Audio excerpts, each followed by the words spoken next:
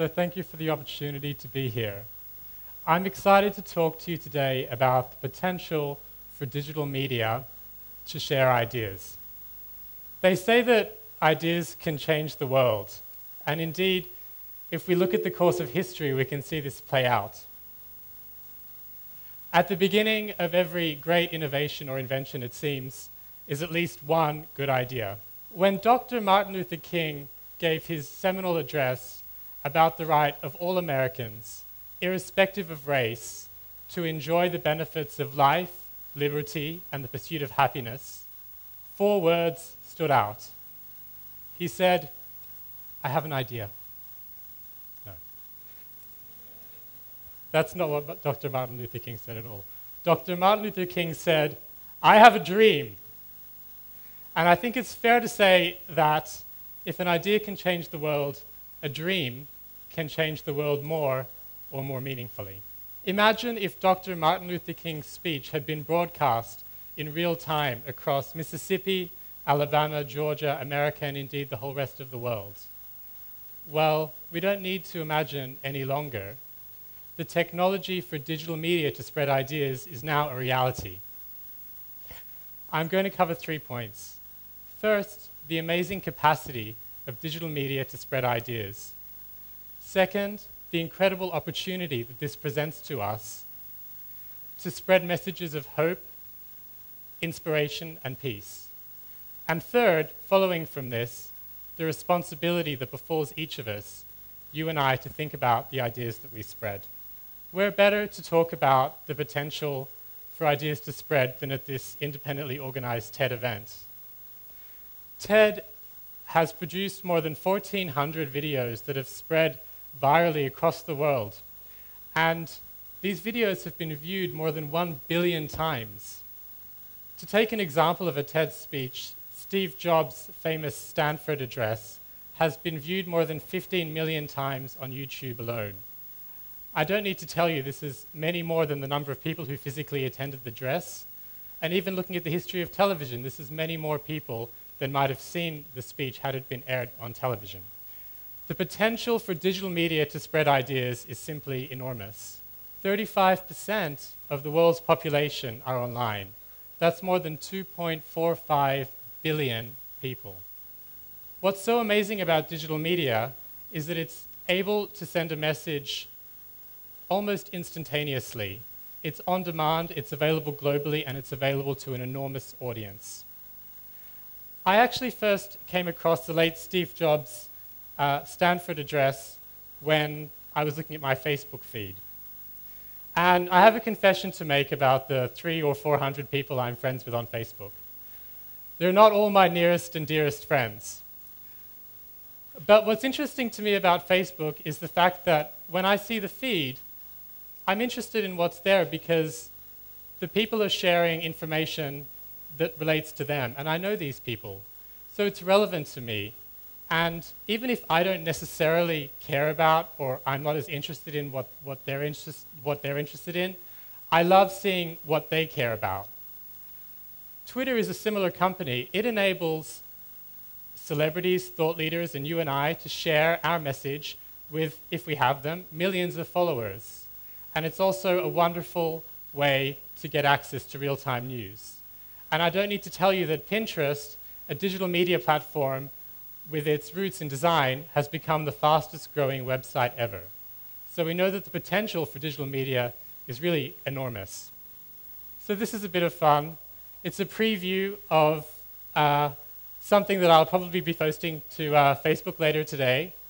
As I was arriving in Bangkok yesterday, what a wonderful city it is, I was in a taxi, and it was a very interesting taxi journey for me. Basically, as I was in the cab, my cab driver stopped at a gas station. So that was a little bit unconventional. We got the gas that we obviously needed to continue our journey.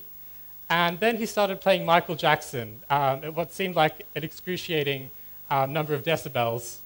As we continued on our journey, we actually ended up at a 7-Eleven. I thought we'd arrived at the hotel. He assured me that I should definitely stay in the cab.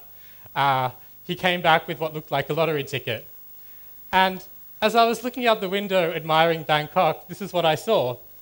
What I saw was a number of things telling me what I shouldn't be doing in the taxi. I shouldn't have aliens in the cab with me. I shouldn't have, this is all a bit of fun. The point I'm trying to make is that digital media, for the most part, has been a form of entertainment. And I think there's a potential for digital media to be more than that.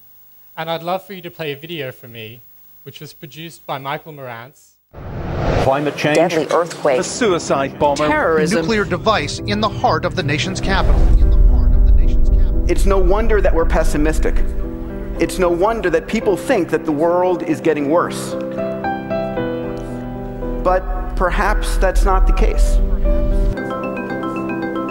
Perhaps we forget that we've only just begun. Doing what's never been done before is intellectually seductive, whether or not we deem it practical. What we're seeing is unfathomably new possibilities all of a sudden becoming available to us. The future doesn't belong to the faint-hearted. It belongs to the brave. You have to trust in something. Your gut, destiny, life, karma, whatever. We truly are living in an extraordinary time. And many people forget this. So now technically your device is on. Can you tell? Can you hear me?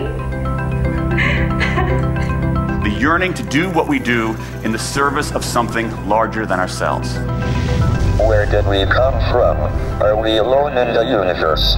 What is the future of the human race? When you conduct those exercises, innovation follows just as day follows night. We can do this. I know we can because we've done it before. Stay hungry, stay foolish.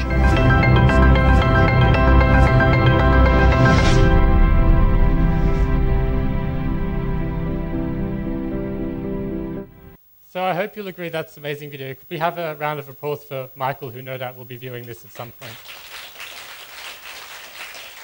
Thank you. And so what I find personally so amazing about this video is that for the time that we watch it, our attention is really focused on the potential for a better future. And really, we do have such potential as a society, and so much of the news that we get is negative. It's wonderful to realize that spreading messages of inspiration and hope actually makes us feel better about the world. So talking about the video, Michael said, in creating a better future, we can do it, we just have to commit. And there's a call to action there, which I think is really important. And I'd just like to take one more example. The example I'd like to take is that of the Arab Spring. The Arab Spring, obviously, as you know, is the revolutionary wave of protests, demonstrations, and wars that took place beginning in December of 2010.